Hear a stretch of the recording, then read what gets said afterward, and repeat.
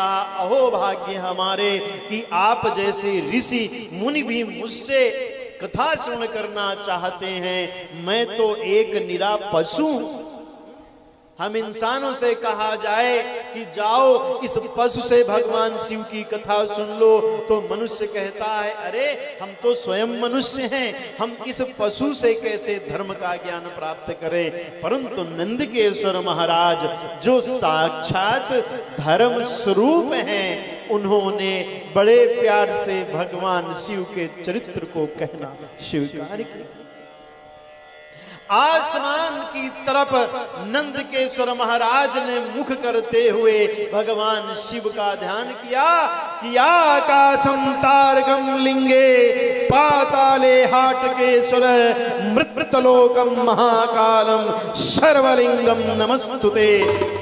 हे आकाश के ज्योतिर्लिंग, हे पाताल के ज्योतिर्लिंग, हे पृथ्वी के महाकाल, मैं आपको साक्षी मान करके, आपकी वंदना करके आपके चरित्र को कहना प्रारंभ करता हूं। ऐसा जब तेज से कहा, जितने भी ऋषि हजारों वर्ष से तपस्या कर रहे थे, उनके रोम रोम प्रफुल्लित हो गए। अरे शिव जी की कथा होने वाली है। बड़े भाग्य से कोई शैव संत ही धरती पर प्रकट होता है जो भगवान शिव के चरित्र को कहता है।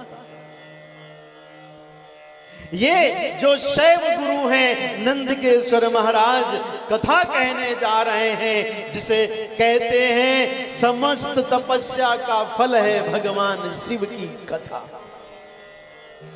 आप बहुत सोमवार व्रत रहे, आप बहुत मंदिर गए, और जब भगवान शिव ने स्वीकार की तुम्हारी वंदना, तो सबसे पहले वो अपने विषय में तुम्हें बताएंगे कि हम क्या हैं। तो उसका माध्यम क्या है? कथा।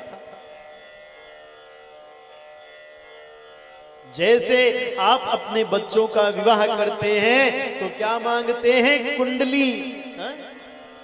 ऐसे ही भगवान शिव की कथा क्या है? भगवान शिव की कुंडली।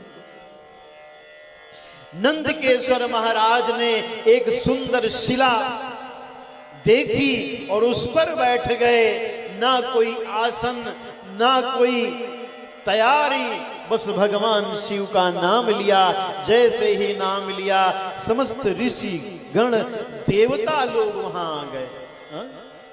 राक्षसों को जब पता चला भगवान शिव की कथा हो रही है, तो वो छुप गए, लुक गए। पापी और दुराचारी पर स्त्रीगामी, पर पुरुषगामी स्त्रियां भाग खड़ी हुई, अपने अपने घरों में छुप गई। क्योंकि वामदेव से नंदकेश्वर महाराज कहते हैं, जो कुमार्गी हैं, जो गुरुद्रोही हैं, जो ब्रह्मद्रोही हैं, जो पर पुरुषगामी स्त्रियां हैं, जो पर स्त्रीगामी पुरुष हैं, उन्हें कथा सुहाती नहीं है।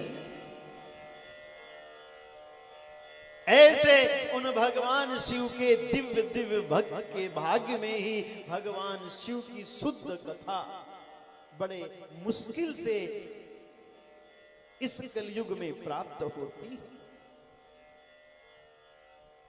नंदकेश्वर महाराज जब शिला पर बैठे तो उन्होंने भगवान शिव की कथा जब कहनी प्रारंभ की, तो सारे ऋषि मुनि उनके समक्ष और देवता लोग हाथ जोड़कर खड़े हो गए, अपने आप आ गए। अब हमें शिव तत्व श्रवण करने को मिलेगा।